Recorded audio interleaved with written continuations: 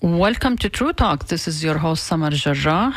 My co-host and I are doing this show live, and we're very pleased that we were able to raise funds thanks to all of you. I guess you all know how important it is to have free speech in America. Thank God we have WMNF, and thank God we have all of you to help us and to keep this station on the air. It's very, very vital in these difficult times to have freedom of speech. I want you to enjoy this music by Maher Zain. Ahmed and I and another billion Muslims are celebrating Ramadan or fasting Ramadan, and this is what we're going to be talking about very soon.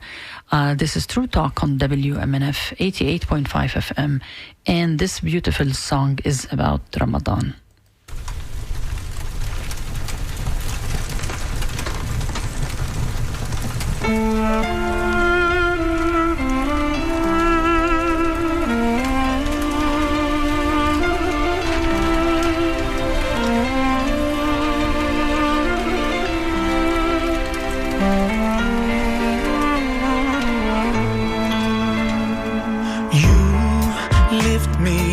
High, you spread my wings and fly me to the sky. I feel so alive. It's like my soul thrives in your light. But how I wish you'd be here with me all year around. Ramadan, Ramadan, Ramadan, ya Habib. Ramadan, Ramadan, ليتك دوما قريب.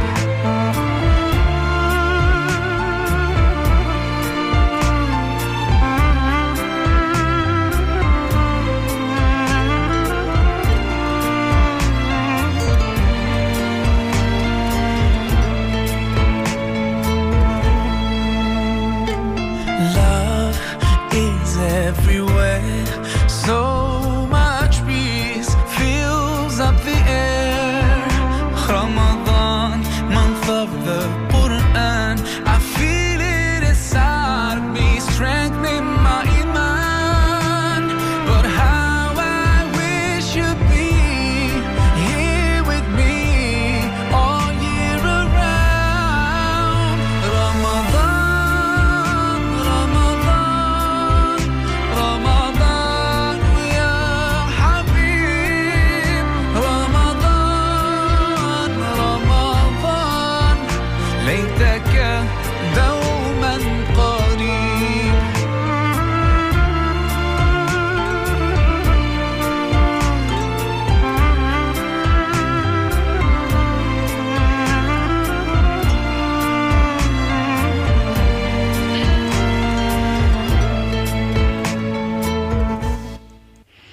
I hope you enjoyed listening to Maher Zain. The song is called Ramadan, and I'm very pleased to say that I have with me my co-host Ahmed Bedier. Ramadan Kareem, ya Ahmed. Where is Ahmed? Ahmed?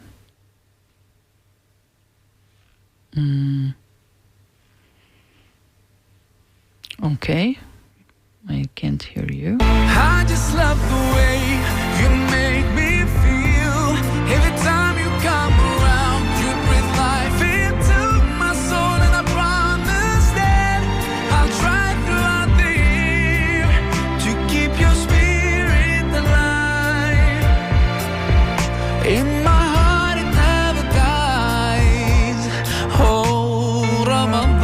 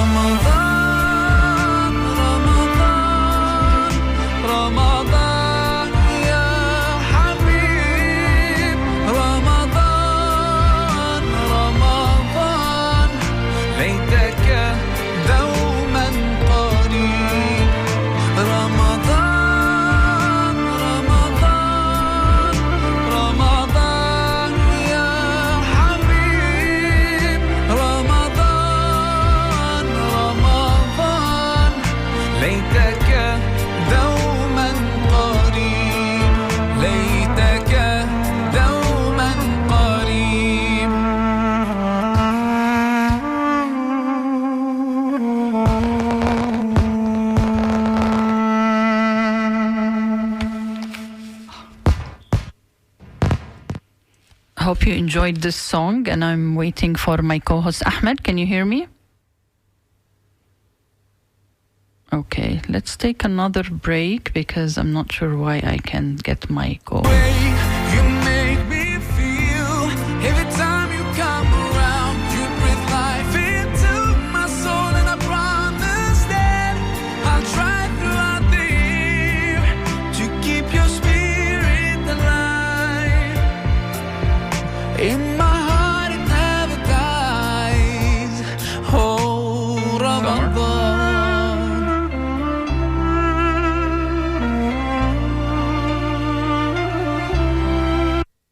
Okay, Ahmed, are you in?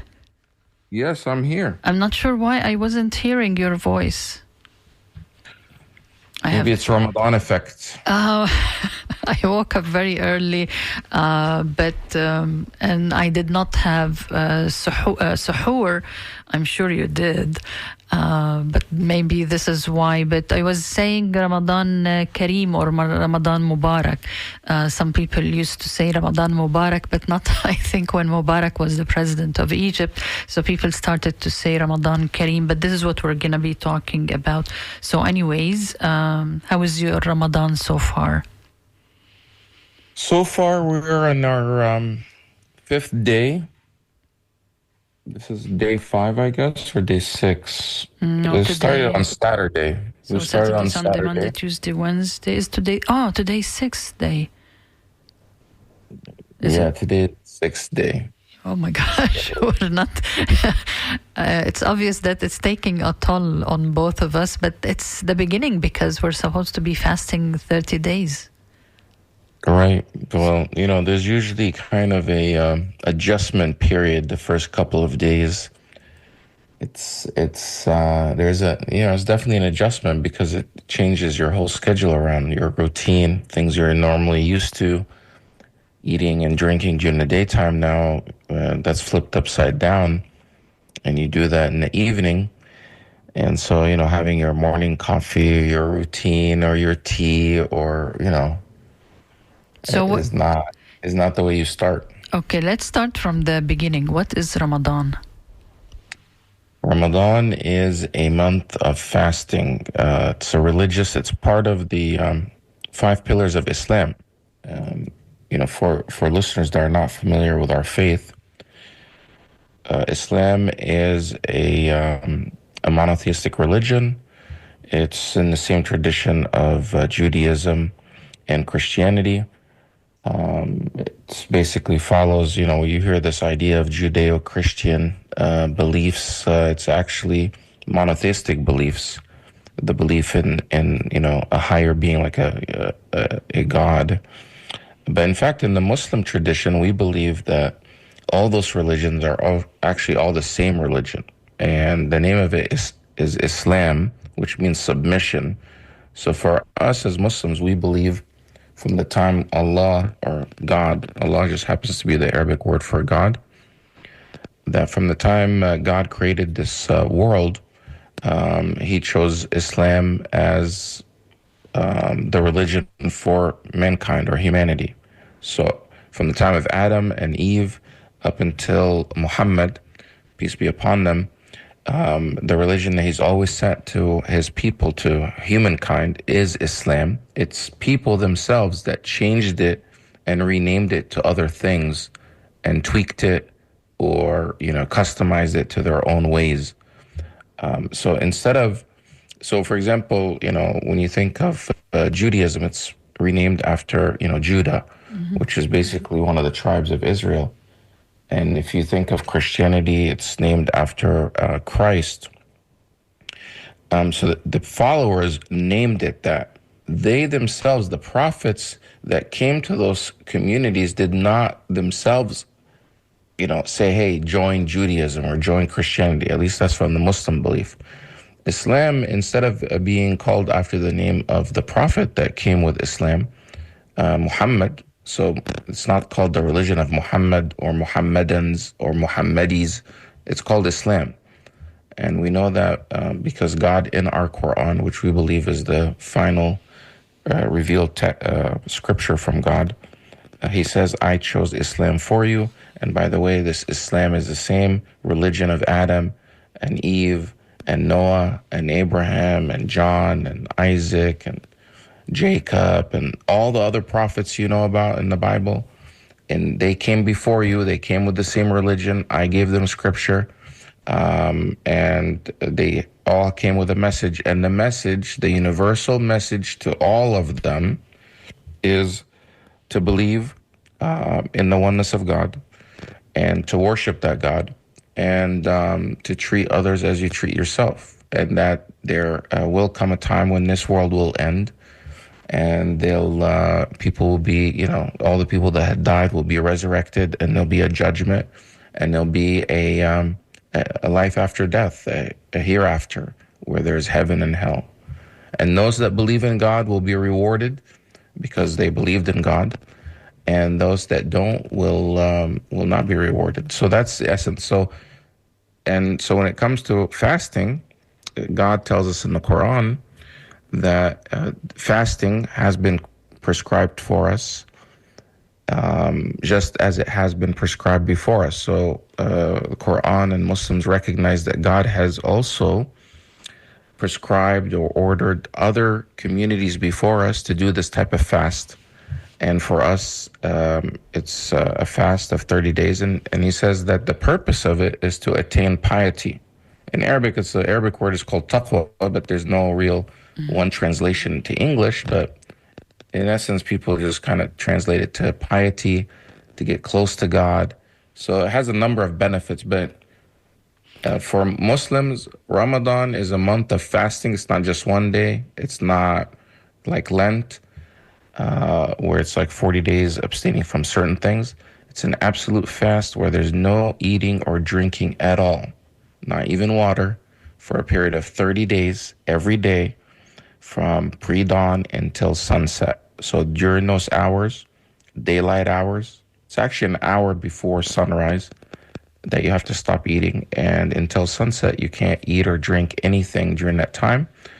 And after sunset, you're permitted to eat, and there's extra worship and extra acts of kindness. It's really a holy month for Muslims. We'll talk about that because it's very integral and important part of Ramadan.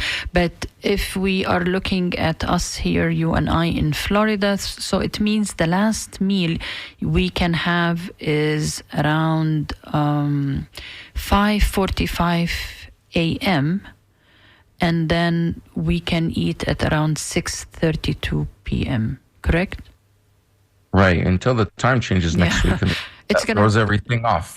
Yeah, I mean, it's strange, Ahmed, because like you said, it's so difficult to all of a sudden, like Friday, you were living a normal 11 months of your life, and then all of a sudden, on Saturday, you are abstaining from water and drink. And so you're just adjusting to the times, and then boom, we have this change of time. So what's going to happen is that I think we will abstain around 6:45 a.m. and then eat at 7:30 p.m. And I find that very difficult. So this is going to be that's the effect of daylight savings time, which the clock will change Sunday at 2 a.m. and that will change things around. So I mean, it's still about the same amount of hours where you're actually not eating or drinking, but for one night, I guess you'll have an extra hour. Technically, but I mean, the idea is basically, I mean, the thing is, you can abstain. You can eat up until about 5:45 a.m. right now. Do you do that? Most people don't. They just, eat like their meal at nighttime before they sleep. And then, I think a small percentage will get up. Do you do that? Do you wake up? Yeah, I try to, but sometimes, because my schedule is really upside down, I'm staying up late, going to bed like 2 a.m., 3 a.m. So I'll have my meal then, and then I'll wake up for Fajr. But the thing is, let's say you wake up at 6 a.m., 15 minutes after. You're not allowed to just say, oh, let me grab a drink of water. Oh, I missed the time. You're not allowed to if you miss, if it's past the time. And it's like an honor system with God. I mean, Yeah, nobody is watching. there's no Ramadan police. So, and it's amazing because you're talking about, over 1 billion people that are doing this all together at the same time worldwide. You're, a fifth of the world population, or a fifth of the world population starts Ramadan, ends Ramadan at the same time around the world. And of course, different places have different times for sunrise and sunset. It's staggered around the globe. And some in the north, Ahmed, I think Scandinavian countries, I think the poor people are fasting way more than us. Isn't that correct? Like if we are fasting... Depends on the season. Yeah, like if you Google, where is the longest Ramadan? I think Sweden and even in very north of Canada, it's very difficult. So here it says Greenland. Oh, Greenland. That's oh my gosh, Trump it's going to wants become take. an American city. City. Greenland and Iceland will have the longest fasting hours, over 16 hours, while fasting in India will last about 13 hours and 45 minutes. Wow. So the longest is in Greenland and Iceland because they have less sunlight during the winters. And by the way, the other thing that I wanted to mention that is that's also unique in this, Ramadan is a lunar month. Just like the Jewish community also follows, and some other communities around the world, they follow, their calendar follows a lunar calendar instead of a solar or the Georgia calendar that we know, Georgian calendar that we know. That our month, because a lunar month is about 29 to 30 days instead of 30 to 31, and so every year, the month of Ramadan actually starts about 11 days earlier. Mm-hmm. So this year, Ramadan started on March 1st. However, next year, it's going to be like February, maybe 20th. Yeah. And then the year after that, it'll be February 10th. Yeah. And after that, it's going to start going into January. So Ramadan actually rotates. The month of Ramadan, it's never at the same time every year. It takes a 30-year cycle or a 33-year cycle to come back to the same exact start time. So whatever we're doing now, it's going to be another 30 years from now before we actually come back to this exact time. So there are times, a few years, like not a few, maybe 10 years ago or more, Ramadan was in June. Mm-hmm. In the summer. In July, where actually the days are longer, it's warmer, it's hotter. So it's not always like at the same time. And that's the same thing for all Muslim holidays. They're never at the exact same, season. So it's unique from Christian holidays where, for example, Easter is always at the same time, or Christmas is always in the winter. Our Ramadan could be in the summer. Years later, it's going to be in the winter, and then, it goes around the whole year.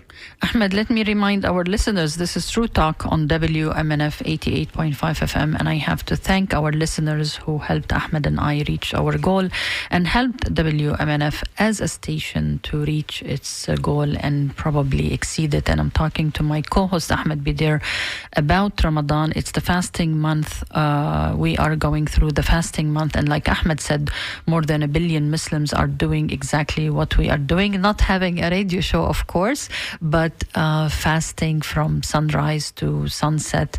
And we are doing it here in Florida, Ahmed and I. And Ahmed, and if anyone has a question, please send it to dj@wmnf.org, dj@wmnf.org, or you can call 813-239-9663. 813-239-9663.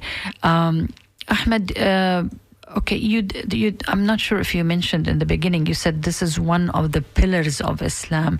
Did you go through them very quickly? Maybe I was distracted because maybe people don't know what are these 5 pillars. So when you say... in order In order to be a Muslim, you have to actually believe in 6 things and do 5 things. So the 6 things that a Muslim has to believe in order to be a Muslim, is they believe in the oneness of God and that Muhammad is the last messenger of God. So the oneness of God, meaning that God has no, nothing came before God, nothing comes after God. God is this, in Arabic, the name of God is Allah. And this super being or higher being, or however you want to categorize it, is completely different than mankind or humankind. He created everything, and everything depends on him, and no one created Allah, no one created God. This is the belief from the Muslim belief when you say there's no God but God, or no God but Allah. He has no partners, he has no children, he's not gotten or begotten, and everything depends on him. We use he's described in the masculine, but he's actually does not have a gender, so it's not a he or a she. It's just for language purposes that we say that male and female genders are unique to our world for increasing our procreation and other things, but it's not in the higher beings. It's different. They're genderless, I guess. It's kind of interesting. Like angels, because, for instance. yeah, like they don't have a A female angel or a male angel. Right. Or the devil. So their Although there is a souls. dispute over that. Yeah, is the devil a human or a male or female? No, I'm just Well, kidding. actually, but I think in the jinn, because devils Jinn. in the Muslim tradition come from jinn, and the devils or Satan is like a bad jinn. And a jinn is a different being than a human being. God created all these different beings, and humans were unique, that they're different than the other creation that God has made. Everything that we know, including gravity and the universe and the stars and everything that we see and we don't see, in the Muslim faith, we believe God created everything, and all that works together in harmony. And so, and that Muhammad is the last messenger, it means basically that by acknowledging that, you acknowledge and believe, we believe in all the messengers before Muhammad, from, the beginning, all the prophets and messengers, From all the way Adam. until Muhammad, from Adam. That includes, we believe in Moses, we believe in Abraham, we believe in Jesus. Jesus to us is a messenger and a prophet. He's not a deity. He is a human being that was sent just like Muhammad to his people to bring them closer to God, and he had a message from God. Now, we do believe in Jesus, that he is that he was born of a virgin birth, that this miraculous birth, and so he's unique in that sense, but he's still a human being. So one is believing in the oneness of God, and Muhammad is the last messenger. So, that's a proclamation. So I'm sorry. So the 6 things that Muslims have to believe in is, 1, the oneness of God. So believing in God, his angels, believing in the angels of God, his messengers, all the messengers, that I mentioned, his books. These are that God, Allah, has sent sacred, revealed scripture to mankind through these messengers. So Muslims actually have to believe in the Torah. They have to believe in the message of Jesus, which is basically the gospel as it was revealed, not as it's written today, and the Quran, and other scriptures that were sent to other prophets. We have to believe in all of them, and we have to believe in life after death, that there, and the day of judgment, that after we die, there is, we're resurrected to this day of judgment. And we have to believe in something called divine decree or divine predestination, that God has a decree and it will come to pass. So things like somebody dying, this is part of God's decree. We have to accept it. It's not like we don't believe in it.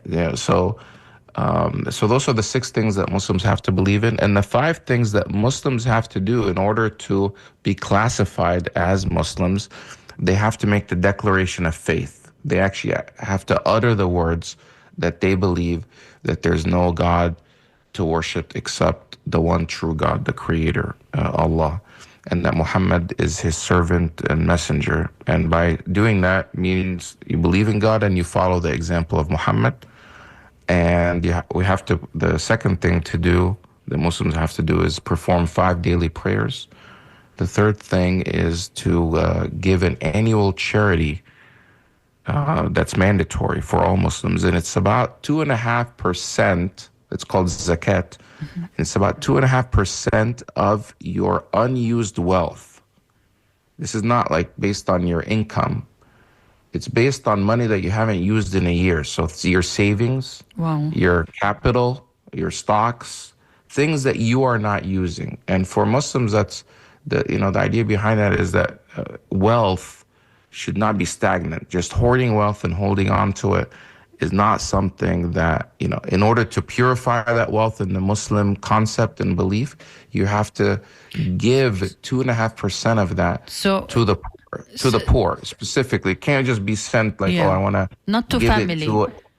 One, you cannot give it to family because that's already a requirement, but you also cannot just give it to anything charitable. Like you can't give it to a university for for like a program. It has to be specifically to poor people. Okay.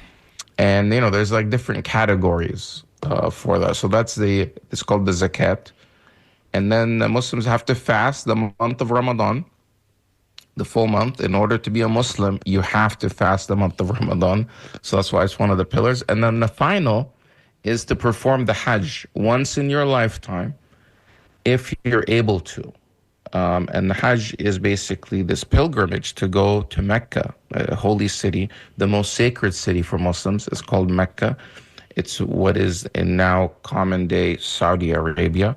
Of course, when Muhammad was around, and before 100 years ago, it was not called Saudi. It was just called Arabia or the Hijaz or Mecca. Mm-hmm. And they didn't have these borders. So people from all over the world, go there and they make a pilgrimage, and it has to be done in a specific time of the year. It's in about 3 months from now. And that's called the Hajj. But you have to be able to financially afford it and physically able to do it. So those are the 5 things Muslims have to do. Critical to that is Ramadan. So a person who says they're Muslim but does not perform Ramadan or observe Ramadan, then technically they're not really Muslim. They kind of fall outside. Unless, sorry, Ahmed, unless of course they are sick, and of course pregnant women or. But what I'm saying is. They have to. Those people still observe it, but they just don't participate in the not eating part. So everybody has to fast in Ramadan, except, like you said, the people that are sick, women that are nursing, people that have a terminal illness, or people even that are traveling during the month of Ramadan are exempt from the fasting.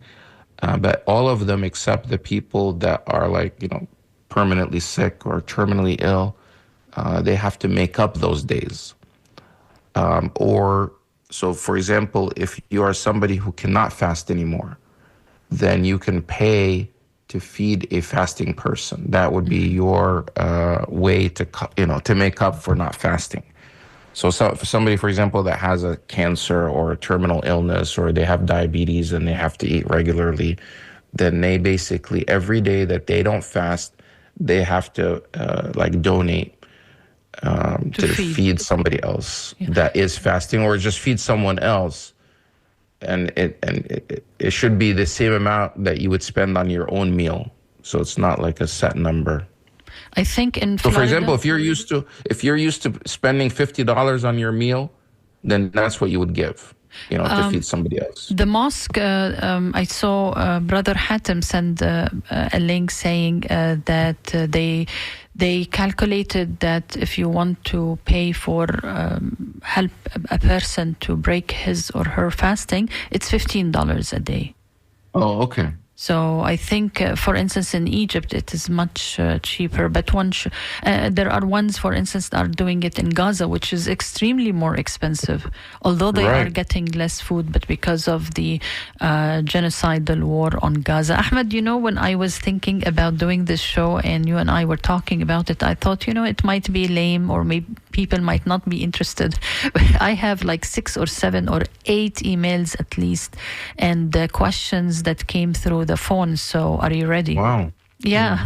First of all, John sent an email and he says, thank you so much for sharing this with us. And then we have somebody who says, Ramadan Mubarak. I hope I have spelled it correctly with you. And then, I have a question that says, is fasting healthy? And I think the other question would be that he or she are asking, does it mean, Ahmed, that you are doing this fasting for 30 days from sunrise to sunset, that you are healthier and that Muslims in general are healthier or feel better? That's a question that we got. Are Muslims living longer because of this fasting? I mean, I don't know what the numbers are, but definitely if you fast, there's been studies out there that show that people that fast regularly, it's actually detoxing the body, is good for your body, to give your body a break. And people that do fast, somehow it has healing, miraculous power. People that do fast, in the proper way, they can get rid of, things like potentially high cholesterol, high blood pressure, diabetes, and other things, because you're detoxing the body. These are the things that you get. However, unfortunately, and that's, and 2 things. One, when you say that, and I'm not a religious scholar, but usually like imams and scholars will say, well, that's not the purpose of fasting. It's not the health benefits. That may be a byproduct of the fasting, a secondary benefit, but that's not the real, goal. The real goal of fasting is to practice self-restraint, to self-discipline, to control your desires, your nafs. And this is something that's critical to Islamic beliefs, is that God has instilled in us these desires, the desire to have money, to enjoy things, to eat and drink, and you gain certain pleasure, whether intimacy with your spouse and other things. There are pleasures that God had instilled for us and desires, and humankind, if they don't check their desires, when it gets out of control, that's when things go wrong. Mm-hmm. That's when evil starts coming in. Acquiring wealth there's that desire in us, but when it becomes to excessive levels where it's greed, it hurts other people and it hurts us. So you see now we live in a society where it's completely contrary to that, where, give me as much as I want, do, consumerism, individualism, only worry about myself, no one else. And part of that also essential part of that is feeding other people. So you're controlling yourself, you're restraining yourself, and you're not restraining yourself from things that are unlawful. It's not like, don't go. Don't do drugs, for instance. Yeah, no. Don't do drugs, or, I'm going to be like, this is a dry month. I'm going to be sober for the month of January after the holidays, because I want to not get drunk. Well, for Muslims, drinking alcohol is already, not allowed. It's forbidden. So the restraining that we're doing is from things that are already allowed. And maybe we like and love. Having tea in the morning or coffee. Yeah, it's just, so you're restraining yourself and controlling your desires from things that are just normal behavior that are already allowed. So when you train yourself like that, a training period, of boot camp for 30 days, where you're controlling that. After the idea is, after the 30 days are over, you're kind of in a way cleansing yourself. That's the challenge. Physically, it's a challenge, but it should give you enough boost. Mm-hmm. Hey, I was able to control myself all that time. then I should, sustain me going forward. And, people like religious leaders or imams will say, you should come out of Ramadan like rejuvenated and change one of your bad habits, at least one or two things that you kind of, you come out of this month like sticking with what you learned. Like, okay, not overeating, not over drinking, and there's also there's also a behavioral component to the fasting. So for example, in fasting, you definitely, things that could nullify your fast other than eating and drinking, like void your fast, would be, for example, like cursing someone out, lying, cheating somebody, obviously like stealing, or doing any of the things that are already forbidden. That could nullify and void your fast. So it's not just like just abstaining from eating and drinking, and you can go out and you're fighting with this person and or cursing or person, using bad thoughts or ideas. Yeah, or like spreading like lies and creating divisions and hatred or hurting someone else. No, that will void your fast. So and that's very difficult, Ahmed, because I was driving on 75 yesterday, and then my husband looked at me and he says, Samar, stop it. You're going to ruin your fasting. Why? What were you doing? Oh my without God. having to confess? The driving of people sometimes is like, the frustration. It took me 3.5 hours. Can you believe it? I left my city at 2 p.m. I arrived at 5:30. From traffic on 270 on I-75. So that's part of discipline. I needed, like the whole time I was trying to remind myself, be calm. I mean, you're not in a war zone. It's just traffic. Calm down. And it's difficult, Ahmed. I mean, it's easy. A test. Yeah, I failed it completely, miserably. Yes, I failed. I have, but go ahead, because I have many questions, Ahmed. It's fascinating that people are interested in this topic. But this is True Talk on WMNF 88.5 FM. My co-host Ahmed Bedier is telling us about the experience of Ramadan, which is a religious, an integral religious part of Islam, and it's one of the pillars of the faith. And I have this interesting comment, Ahmed, but it's also a question that many people ask me about and are interested in knowing. And it says, there is an interfaith dinner at Rising Tide International tonight. I am going there, this person, Fez, to the center in Sarasota. I don't know anywhere else here locally to get this celebration. And then he is fascinated by what you have said, that there is a 30-year cycle. But this is a very good question, Ahmed. How many mosques we have in town, and can people go, for instance, or is there an open house? Like, this is a question I always get to ask in my town, and we always invite people over the weekend. What's going on here in Tampa? So in Tampa, there are mosques. Every mosque in Tampa has some sort of Ramadan program. You should reach out to them for that. And you can, you're welcome to join them. Some mosques, I don't have the calendar in front of me. Maybe we can share it like next week to find out what are some of the community fasts or breaking fast. I know the city of St. Petersburg every year does a community fast.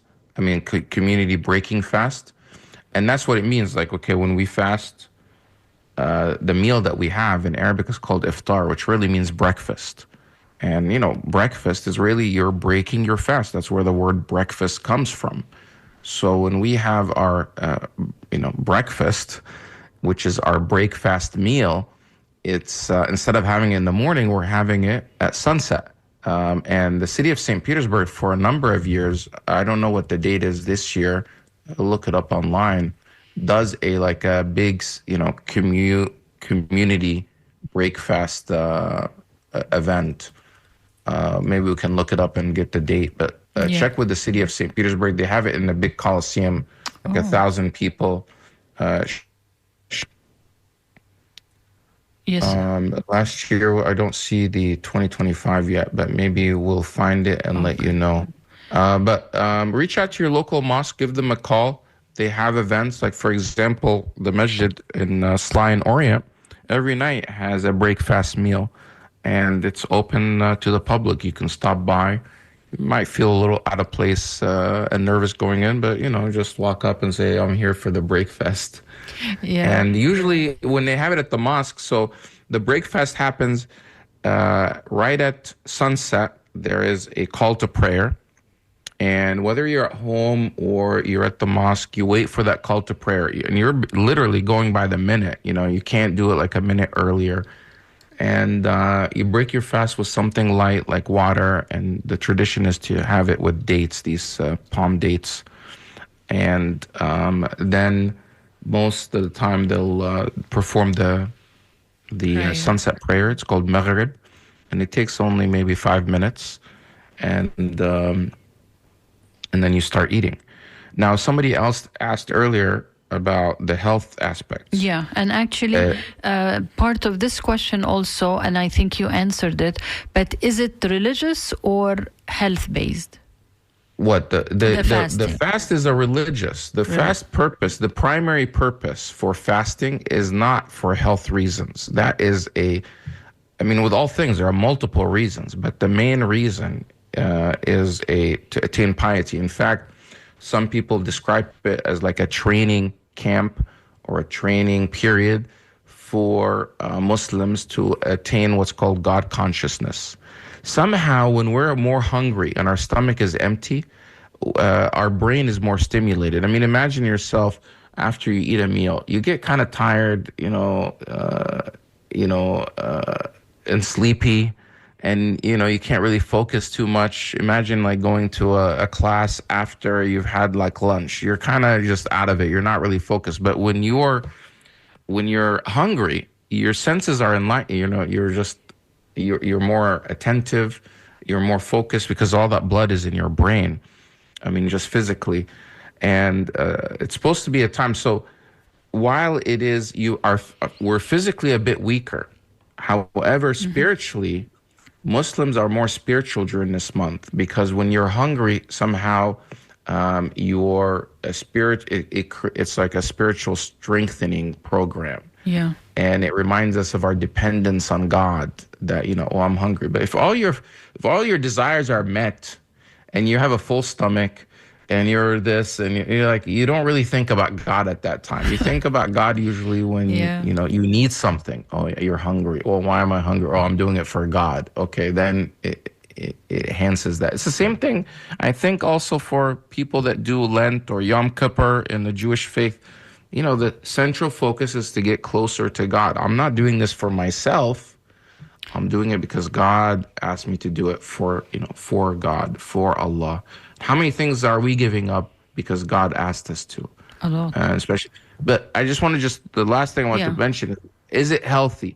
If you do it the right way, it's really healthy because it detoxes the body, all that stuff. But unfortunately, for Muslims around the world, the majority has become culturally that it's like, they overeat. Ramadan is like the month of feasting. Yeah. So we are fasting all day, but come sunset, so many people now culturally are doing these major dinners, banquets, events. It's a time they invite everybody over to their house. So many families will invite others. It's like an annual thing that people look forward to. And the people at the mosque and the religious people keep reminding us that, hey, this month is not about, eating. This month is actually about abstaining. And even when you break your fast at night, you should just break it with something light, not all this elaborate and, exquisite luxury meals. That defeats the purpose. And then some people actually, instead of losing weight in Ramadan, they actually gain weight because they eat so much at night. And, so that's not healthy either. I'm not from those people, Ahmed. Actually, I lose weight and I exercise. But two things I want to make a comment. One is something that you told me maybe 4, 5, 6 years ago, and every Ramadan I remember you. You told me you have so much time on your hands. And I remember you telling me that, but I know that you are very busy and you always do stuff. But then you said, I didn't realize that eating takes so much time. And every time Ramadan starts, I remember you because, yes, even if I want to do breakfast for myself, it takes time. Even if I want to grab a sandwich, it takes time. So this is something that I always remember you with Ramadan, because you told me that, and I never paid attention how much time there is to worship, actually, if we wanted to, or to do things. This is one thing. The other thing, something very weird happened to me last year. I was in Egypt and fasting, and I had like pains in my body. It's very difficult to explain. It's like, I mean, I don't have arthritis, but like, or osteopenia, but I don't know how to explain it. And then it went away after 3 days. And then maybe a few months later, I saw a friend of mine, and she said she went on a water fasting. And she said, I said, okay, how does your body react? And she says, pains in your body. And I said, why? She says, because all the toxins are leaving your body when you fast. So I think this is what happened to me last year. There was so much toxicity or whatever in my body, and I was in pain for 3 days, muscle pain in your neck, in your arms, in your legs, and they were gone. Thank God this year I have been eating very healthy. None of that, Ahmed. So this is like a side product, like you said, of Ramadan. I don't know if it happens to you or not. Yeah, I mean, it definitely is. I mean, if for everybody, it's Ramadan is also, I mean, so there's a general, and then also just for everyone, there is this uniqueness about it, how it can help them. It's... Many people quit in a way, smoking, I think. Yeah, it's also designed to heighten the self-awareness, which allows us to break bad habits. Like you were just saying, like, okay, I didn't realize how much time I'm actually spending on eating. Mm-hmm. Like, okay, we just finished breakfast. Or thinking about food. Yeah, or thinking about food. Like, what am I going to have for lunch? Oh, what's the plan for dinner? And then, going to the store and grabbing the things and prepping, and just so much time that goes into it. It's not just the eating part, like the preparation. And then the other things, like somebody, for example, that drinks too much, or, well, they're not supposed to be drinking, but maybe they have too much coffee, for example. Mm-hmm. Like, they're drinking 6 cups of coffee a day. Maybe reducing it to 1, because during this time, you're not having your coffee at the regular time. And then if you're going to decide to have coffee at night, then you're worried about, how am I going to sleep? And I'm not going to get a good, So a lot of people get their detox from coffee, during Ramadan. And especially the first couple of days, it can be really difficult for people that are addicted to caffeine, because they'll get headaches and they can't take any like medicine. You can't, mm-hmm. you can't take medicine in Ramadan if you're actually sick. But for a headache, that's not an excuse to break your fast, unless it's like a super migraine and you physically are so ill that, you'll decide that you'll make up that day another day. But our dependence on things. And so breaking bad habits and then maybe cultivating, better new ones is a way in Ramadan. So, for example, saying, you know what, I'm going to do a morning walk, or I'm going to spend more time reading the Quran, or I'm going to help other people. I'm going to give more in charity. So Ramadan is also the month of charity. Mm-hmm. Muhammad, peace be upon him, our prophet that we follow his example, was the most charitable during the month of Ramadan. And God in Islam has a reward system for Muslims. If you do good, your reward is multiplied, like the more good you do, and especially if you do good in a holy month like Ramadan, it's even multiplied even more. So for Muslims, they actually try to increase their charity or their good deeds or good activities or being kind to others during these holy months to have a multiplication impact on their reward. And when are we going to cash in on this reward? It's actually after we die. So Muslims really believe in a life after death so much that they will invest in their hereafter by doing these good deeds. And that's not to say, some people might say that, well, you think you're going to, like, this is a bartering system with God, you buy yourself way to heaven. No, it's not. It's just a way to increase. So at the end, we basically believe that, there's no matter what we do, it's not enough to actually enter heaven in the hereafter. It's actually by the mercy and grace of God that we do. However, these things help us get there, and I think it's a type of reward system that God puts in place to to urge Muslims and believers to actually do more. In as far as the good deeds. Again, I mean, there's so many benefits. We talk about Ramadan the Yeah. whole month. Ahmed, we have like 4 or 5 minutes, and I have one more question that I know it's going to take a while to answer because it's somebody who really knows probably some about prayers. But again, this is True Talk on WMNF, and my co-host Ahmed Bedier is talking about this holy month of Ramadan, where a billion Muslims all over the world are celebrating it, fasting from sunrise to sunset. And we got very interesting questions, Ahmed. One of them about the special prayer. I think somebody heard you say that the people know that we pray 5 times a day, but what is it about the special prayer that you just mentioned at the beginning? So in Ramadan, there's a special prayer that is done in addition to the 5 daily prayers. The 5 daily prayers are mandatory and required to do in order to remain or be a Muslim. However, in Ramadan, there are special prayers called Taraweeh or Qiyam. These are additional optional prayers. However, they're performed at all mosques and congregation worldwide, and they start after the last prayer. So at sunset, you have your meal, you do the sunset prayer, have your meal, and about an hour later, there's the night prayer, or an hour and a half later, it's the night prayer. And then after that, there are basically anywhere from 8 to 20 more prayers that are done that take about an hour to an hour and a half of praying at the mosque in congregation. Not everybody does it, but it's performed at all mosques around the world. They're called Taraweeh, and they're special prayers basically, again, to put God in the center of your life and to say, that, all this time that we're giving up during the month of Ramadan from other things, we're spending it in prayer, seeking God's forgiveness, seeking God's mercy, seeking blessings, asking for things. So it's a beautiful time where people are congregating daily. So for example, I go to the masjid every day in Ramadan. Normally that's not the case for me, and it's not the case for the majority of Muslims. And you see everybody in the community. But I just want to go back to one detail you may not have mentioned, that in this extra prayer, we started by starting from the first verse of the Quran. Can you, we have half... Yeah, so the Quran, this is another thing. The Ramadan is also known the month of the Quran. The Quran was actually started being revealed in the month of Ramadan. This is the holy book that we follow.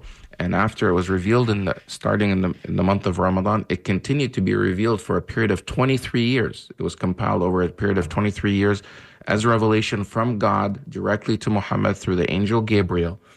And for us in Ramadan, we try in all the mosques during Taraweeh prayers, they'll start from the beginning of the Quran and to the end of the Quran, finishing it during the month of Ramadan. And individually, Muslims are encouraged to read the entire Quran from beginning to end during this month. They divide it into 30 parts, and then they read 1 part per day. And that again helps us at least to read the Quran in its entirety once a year, and then helps us get closer to God. We're getting out of time. Ahmed, thank you so much for talking to us about Ramadan. Ramadan Mubarak, inshaAllah. Yeah, we're still going to be here next week with Ramadan fasting. Thank you. Inshallah.